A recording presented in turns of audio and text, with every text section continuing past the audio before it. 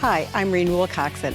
Today I'm going to show you how to stitch the sticky notepad holder completely in the hoop of an embroidery machine. It features a little cork accent here, and it slides over an acrylic frame holder so it can sit on a desk or on a table.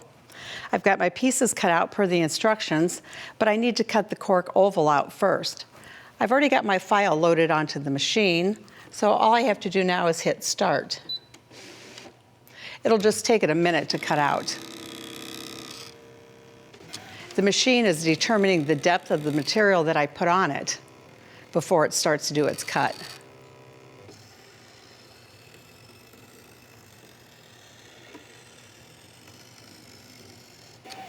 And it's that quick. So let's go ahead and get our little oval off. And we're ready to start. I'm going to go over to the machine now to get ready. So the first thing I have to do is to take my batting and center it down in the hoop and take my fabric and lay it right side up on top of the batting.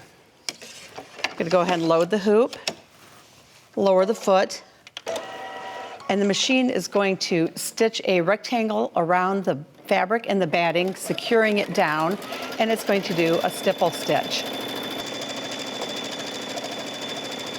If you want to look at the screen, you can see that the design is basically a rectangle. It has the placement for the oval circle for the notes that's embroidered on there, and a couple of other placement lines. This will take a few minutes to stitch the stippling out, and you do have a choice of threads that you can use. You can use a thread that blends in for your stippling, or you can choose another thread that may accent the fabric that you're using. And while it's stitching, I'll talk about some of the other pieces that we're going to use. Again, I have cut all the pieces according to the instructions. One of the other pieces for the pocket that holds the sticky notepad in is just a folded piece of fabric that's had a piece of interfacing ironed onto it to give the edge a little bit of body so that when you're putting the sticky notepad in, this doesn't sag down. Then I have another folded piece of fabric that's folded wrong sides together.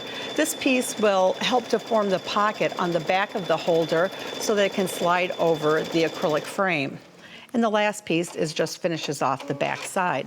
So now the stippling is done, and it is going to come out and stitch a placement for our little cork oval. To place the cork oval, I'm going to use a fabric glue pen, and I'm going to just put a little bit of glue on the back side so that it will hold it in place while it's going to stitch. So I'm just putting a little on. It doesn't matter, you know, how much I get on there, just enough to hold it down. I am going to move the hoop forward to me so that I can see how to place it better.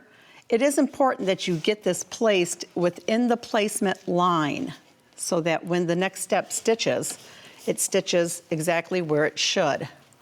And I think I have it pretty well stuck down. The next step is going to go ahead and it's going to stitch the oval in place following the outline of the cutout oval.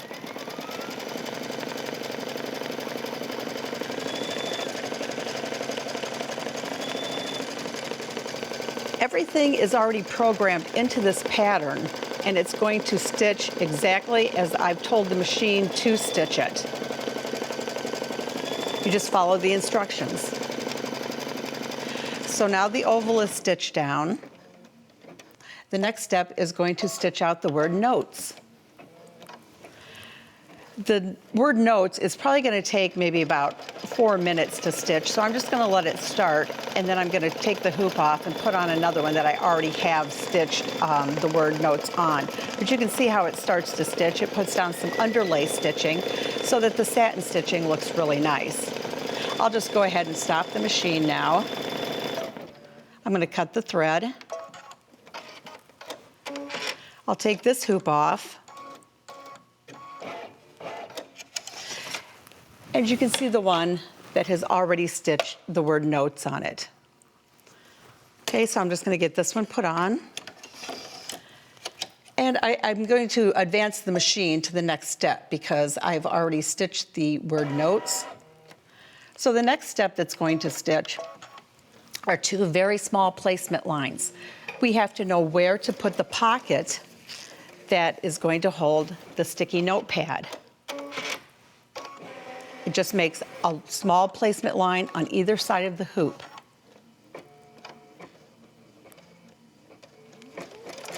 And then once that's down, I'm going to place the fold of the pocket along those 2 placement lines. And again, I do have to bring the hoop a little bit towards myself so I can see those placement lines. And that's all you do. You just place the fold against those placement lines. And the next step is going to stitch it down using 2 more placement lines. It stitches it near the bottom. This next piece of fabric has been folded wrong sides together. And I'm going to be placing the fold of this fabric even with the fold of those 2 placement lines. Again, this folded piece is what's going to be making the note holder, the pocket for the note holder, so that the frame can slip inside. Okay, so I'm just putting the fold even with that. And this step is going to stitch this pocket, this piece that I just placed on at the top. This project goes together pretty quickly. I only have 1 more piece of fabric to go. Okay, now that this piece has been stitched on, the last step is to take the last piece of fabric. And if this fabric had a right or a wrong side, I would be placing it right side down. This fabric, though, is the same on both sides, so it doesn't matter. This step now is going to stitch around the hoop, leaving an opening at the top. And when this step is done, the sticky note holder is finished.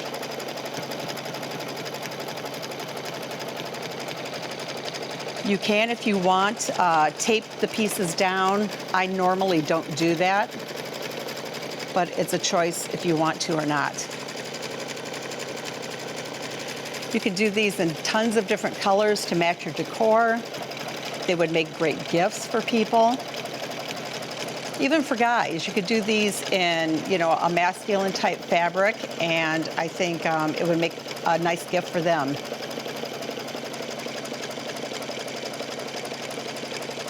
So it's almost done stitching.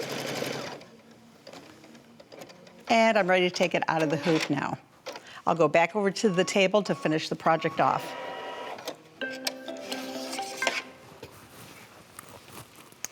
Okay, so it's done. And I just take it out of the hoop. And let me move some of this out of the way. So the first thing I like to do is to trim this batting.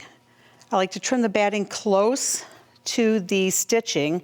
And what that does is it gets all of the batting out of the corners, because we want the corners to poke out nicely on this, and we don't want a lot of bulk in the seam.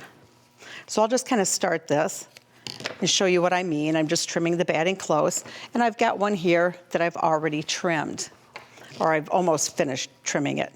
So I would go ahead and finish trimming this close to the stitching, and then I'm going to trim around the entire little holder. So you can see where the opening is here, and I want to leave it longer here and trim about a 1/4 inch all the way around. I'd clip my corners, and after I've done that, this is how it's going to look. Now I'm ready to turn it to the right side. And all I do is reach my hand inside and just start to turn it. It easily turns, and I do need something to poke the corners out a little bit. So instead of you watching me poke out corners, I do have one that I've already done that too. Okay, this one has been pressed, the corners are all poked out, and here's that opening where I turned it through. All I did was fold the edges in, and I'm going to use some fusible tape, maybe fusible glue, maybe even hand sew it closed.